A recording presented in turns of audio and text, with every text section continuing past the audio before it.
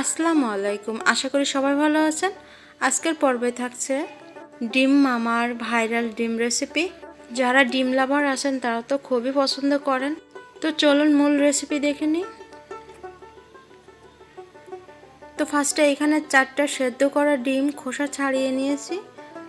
ডিমটা ভালো করে ধুয়ে পরিষ্কার করে নিতে হবে। তো তারপরে ডিমের ভিতরে যে পুরটা রেডি করব, পুরটা বানানোর জন্য এখানে আমি শসা কুচি কুচি করে কেটে নিয়েছি। তারপরে এখানে নিয়েছি টমেটো কুচি। এখানে আমি একটা টমেটো কুচি করে কেটে নিয়েছি।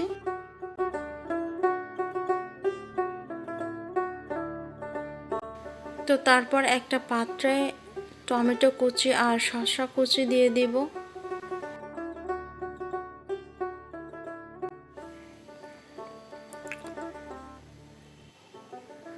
এখন টমেটো আর শসা কুচির সাথে মশলা দেব। এখানে হাফ চা চামচ চিলি ফ্লেক্স, হাফ চা চামচ ধনিয়া গুঁড়া, হাফ চা চামচ গোলমরিচ গুঁড়া আর হাফ চা চামচ চাট মশলা।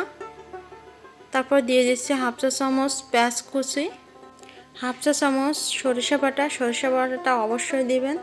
সবশেষে দিয়ে দিচ্ছি স্বাদ মতো লবণ। এখানে আমি বিট লবণটা দিয়েছি।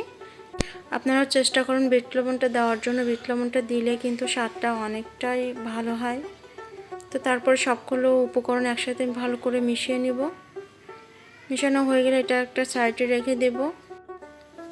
তো তারপরে ডিমটা মাঝ বরাবর কেটে ডিমের ভিতরে পুর দিয়ে দিব।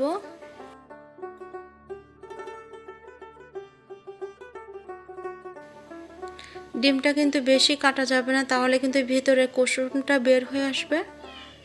তো দেখুন আমি যেভাবে কাটছি দেখে বুঝে নেবেন।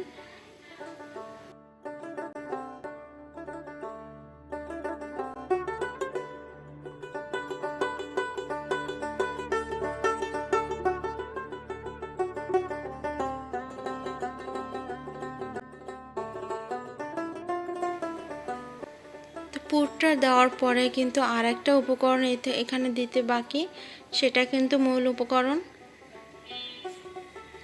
তো ভিডিওটা কিন্তু স্কিপ করবেন না, তাহলে কিন্তু এর স্বাদটা ডিম মামার ভাইরাল ডিমের মতো হবে না।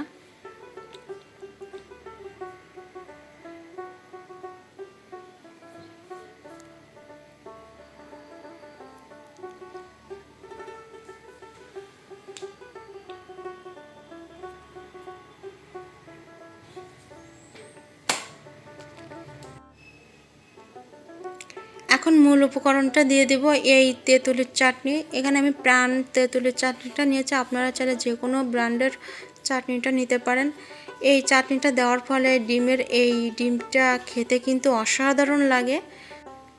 তো আপনারা কিন্তু এই চাটনিটা একদম স্কিপ করবেন না, অবশ্যই দেওয়ার চেষ্টা করবেন। তাহলে কিন্তু ডিম মামার ভাইরাল ডিমের রেসিপির স্বাদটা পাবেন। তো তৈরি হয়ে গেল ডিম মামার ভাইরাল ডিম রেসিপি। তো এমন সহজ আর মজার ভিডিও পেতে চ্যানেলের সাথে থাকবেন। তো আবারও কথা হবে নতুন কোনো ভিডিও নিয়ে আপনাদের সঙ্গে। তো ভালো থাকুন, সুস্থ থাকুন। আল্লাহ হাফেজ।